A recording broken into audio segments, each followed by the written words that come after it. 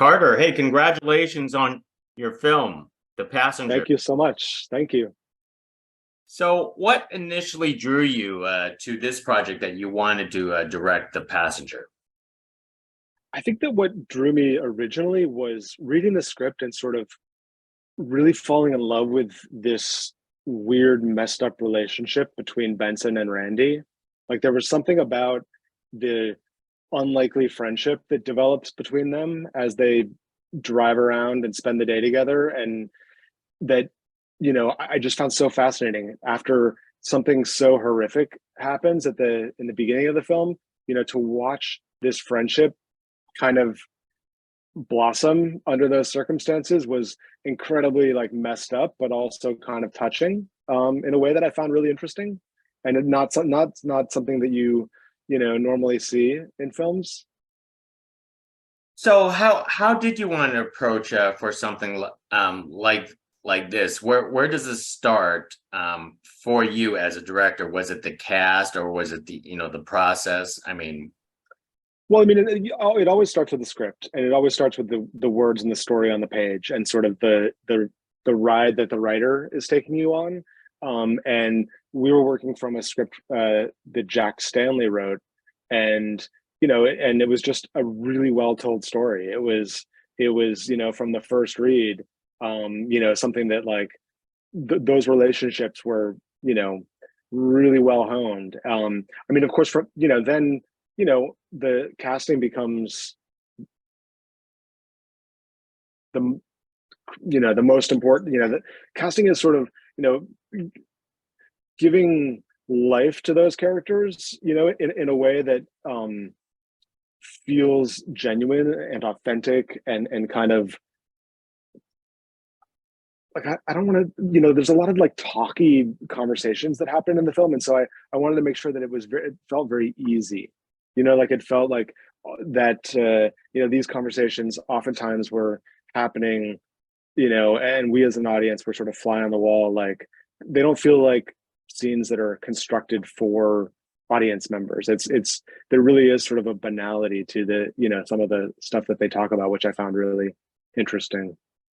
I find the conversations between Benson and Randy to be challenging because Randy is much more of a shy guy, but on the other hand, Benson was also kind of reserved. I mean, you're putting these two characters in their own way. They're not the same, yet they are at the same time. Yeah, they have a lot in common, but there's a lot that they don't have in common. And I think that, you know, for each of them, like sort of seeing what they have in common, which they would have, I mean, I think that neither one of them would expect that they could be as, find this friendship, just from like the surface level, like, hey, good morning, we're coworker, relationship that they've had up to this point. Like there was something interesting about them sort of recognizing that they had something to offer the other person, which is not what they would have expected. I don't think that Benson said, he doesn't have in his mind, his plan for, what happens in the film. But when faced with Randy and sort of, kind of realizing, oh, I want to take this on as a project. I want to help this kid. Like there's something kind of exciting and fresh about that. Now, tell us about the casting choices for your two characters. Let's start with Johnny because he has to play that shy guy, that Randy, who basically kind of kept to himself until and he doesn't know what to do Yeah. throughout the entire journey. Yeah. And when he's incredibly content, being in the background. Like I think that he would probably work at that job and get promoted at that job and just sort of follow the flow of whatever happens to him and sort of not raise any protest or, I think that he's content to just kind of let things unfold as they will and not take,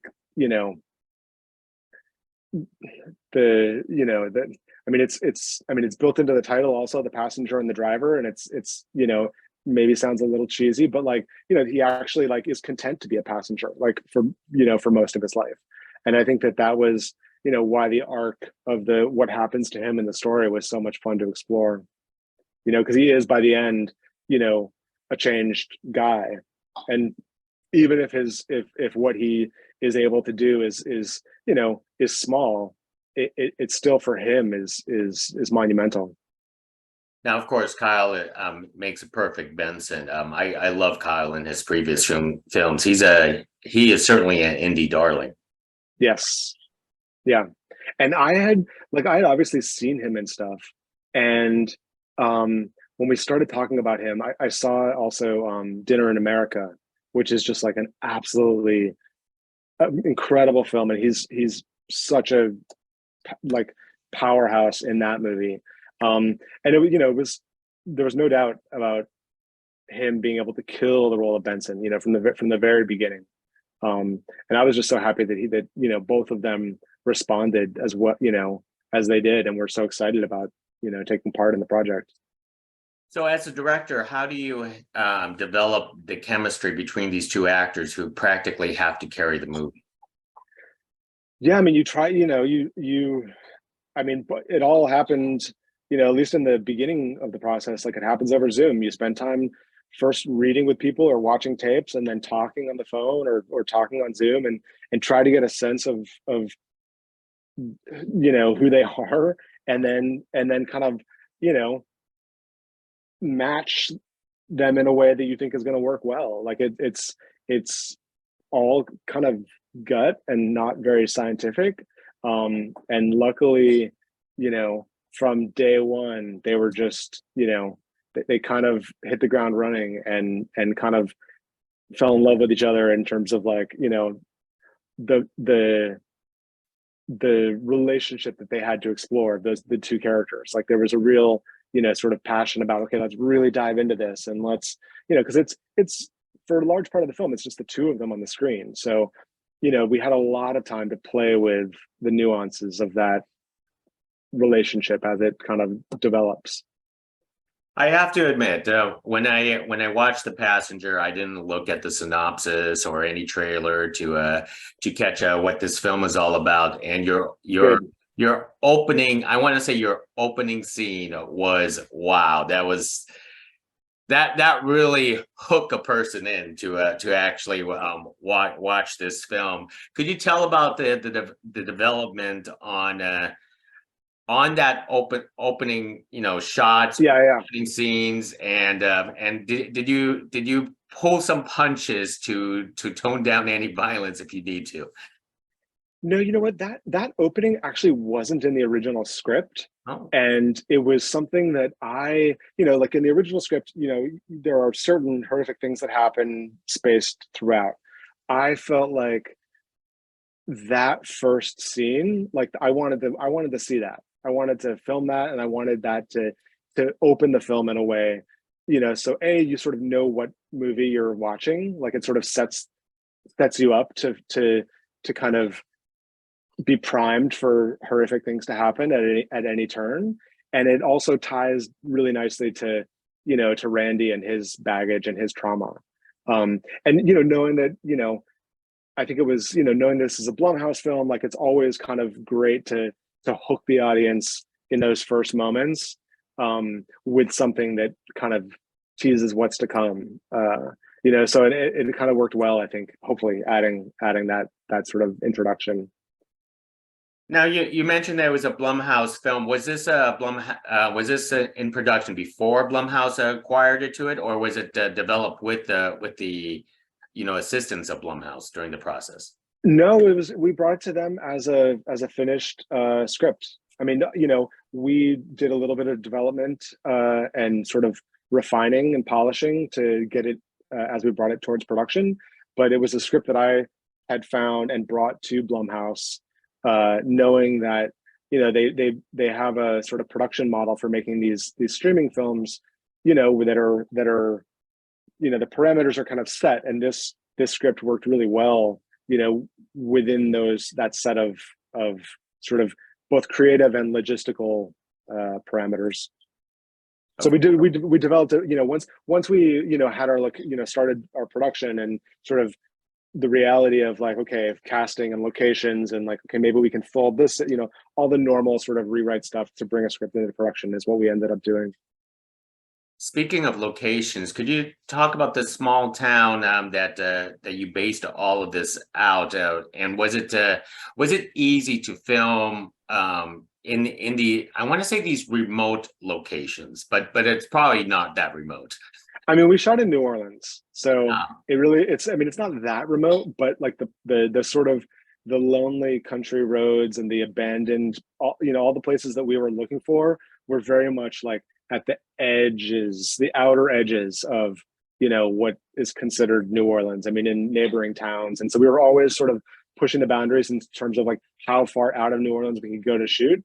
But it was an incredibly like New Orleans is great. There's a lot of that um a lot of landscapes that are very like that feel a little bit like time has moved on. There's like an abundance of like abandoned malls and like every abandoned gas station, like everything that we were looking for. It was like there was a embarrassment of riches. Like there were so many good places, and it's a pretty production friendly town.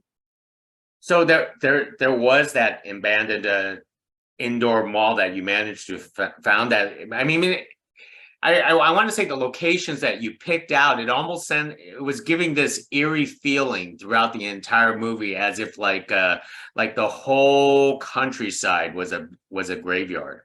Yeah. Well, I like the idea that like anytime that the locations where you're shooting and like the color palette and the locations, like everything in front of the camera, if it can kind of help to create a sense of unease or danger or, it's kind of um loneliness, especially in this specific story, like I tried to do that as much as possible.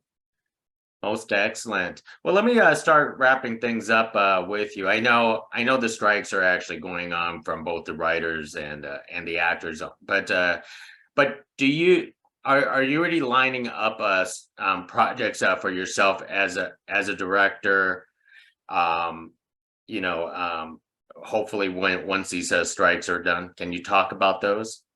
Yeah, I mean, there's nothing that I can talk about, and obviously, you know, in support of the actors and the writers, fighting to be paid what they're worth. But right now everything is kind of at a standstill. So it's sort of everything just the pause button has been hit officially, and we'll pick back up, and who knows when? Hopefully soon. Most excellent. And Carter, I just want to make a quick comment that the character that I feel the most for was the teacher in your film, because I just was watching and shaking my head going, this must be the unluckiest woman out Yeah, there. yeah. But I mean, like she, yes, that's horrific, but it's the end of her story is not as bad as the end of the story for some of the other characters. um but she's incredibly, like, Liza is such an incredible actress, and like brought such like a gentle kindness to that part, which I just kind of worked perfectly with what Randy was struggling with. But yeah, she was I love her too. Yeah, I think that was an excellent job, Carter. Thank you very much for carrying this conversation for The Yeah, Passenger. Everyone should definitely check it out because there were a lot of surprises, and I watched it. I can't wait to finish it. It was like, what's going to happen next? nice, good, thank you so much. Thank you. Appreciate it. Bye now.